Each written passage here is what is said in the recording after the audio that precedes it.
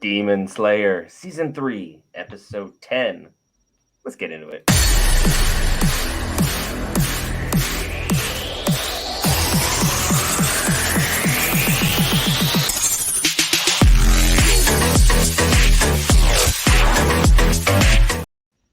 Hey guys, Brent here with Will, the man, the myth, and the marvel to discuss Demon Slayer Season 3, Episode 10. Without further ado, let's talk about the thing you guys care about, the content. Will, this episode, before we hit our 70-minute episode next week, what do you think of this one? This is the one I was kind of waiting on to give us more background into Kanroji and just how she kind of got to where she's at. And for this being, just one episode, so that they got her exposition kind of really on point, just to push out, hey, this is what she's about. This is what her kind of special ability is, and what makes her stand out. And even addressed, the hair color and stuff as to why she's so bright and bubbly. So I really enjoyed this episode just because we got more information on her, and I think we have all of her styles, not like all of her breathing techniques. I think she's used them all within the past couple episodes. I think she used like four this one and like two previously. So it's good. I got more insight on her. I'm happy about it. Yeah, it's very, very nice to see that she is getting the shine that she deserved. Everyone has always been making the joke that she is, how you say, thick. And now we've figured out that she's just had muscle mass for days, and she's been incredibly strong since she was little, like absurdly strong at a young age. Like she just came out the womb like Hercules all of a sudden. And she's just about that action, and she was just out there looking for love, and then couldn't find love in the real world, so she decides, you know what, I'm gonna go kill some demons in my free time and meet a man who's worthy of my time. And well, Demon Slayer Core, here she came, and well, now she's fighting an upper 5 demon who we're getting a little bit more backstory on, because Hantengu is definitely someone who is worth hating and despising, because we got a little bit of exposition into people calling him a liar and that he was pathetic and he was a coward. He is all of these things and more. I'm sure they're going to try and skip over a lot of his content, because as far as the manga is concerned, dude's heinous. Like, he is the worst of the worst, other than maybe Doma. But they'll get into that when we get into that. But Hantengu has lied, cheated, stole, manipulated, betrayed everybody and everything he possibly can throughout his life. But he's that one person who believes they can do no wrong. He is blameless in his eyes. And that's why he's got all these different pent up emotions inside of his body that have come forth as this giant, well, not giant, this child who's shooting lightning, got all these trees and stuff, because he's buried all the emotions of, hey, maybe I'm a little guilty of these things. Maybe some of these sins are stuff that I have to work through. And, well, as a demon, you've had hundreds of years to work through it, and clearly I think he's past the point of therapy and past the point of help. So I think a Hashira might be the only answer for this one. As far as the action sequences are concerned, how do you feel about what we've seen from UFO Table, Uesha, all that good stuff?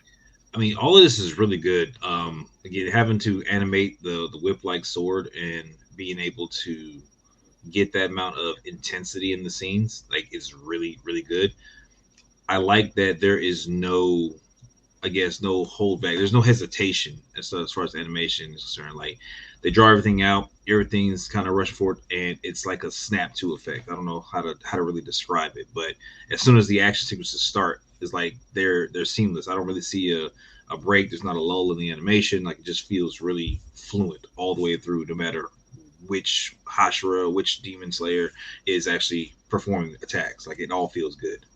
Everything flows perfectly. It's not like back in the day when you would pause an anime battle because you really had to go to the bathroom, maybe get some snacks or whatever.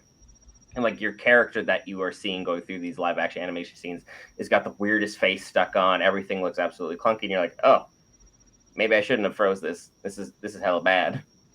With everything going on for Ufu Table and Shueisha and everything that Demon Slayer's done, a lot of people have said that this arc has been kind of bland from the fans.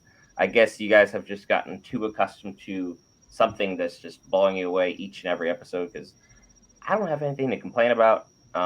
Demon Slayer's plot, very cookie cutter, very basic. I don't think there's a lot to that. But as far as them animating all this stuff and bringing it to real life, I think they've done an impeccable job, and I don't have enough nice things to say overall about what they got going on. And I think it's already rumored that season 4 has already begun production for the Infinity Arc Castle, which will be just a thing of beauty when we do get there.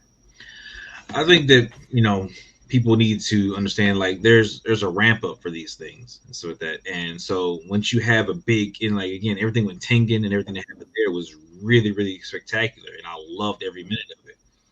It's like we gotta kind of come down from that and we gotta ramp back up, and again that's how you think about waves, so that that's literally what they do, so that you want to ramp up and just kind of build your momentum so that so when you get to that whatever that last arc is, it's gonna just fly. It's gonna sail. You got so much momentum, so much power behind everything that you built so far.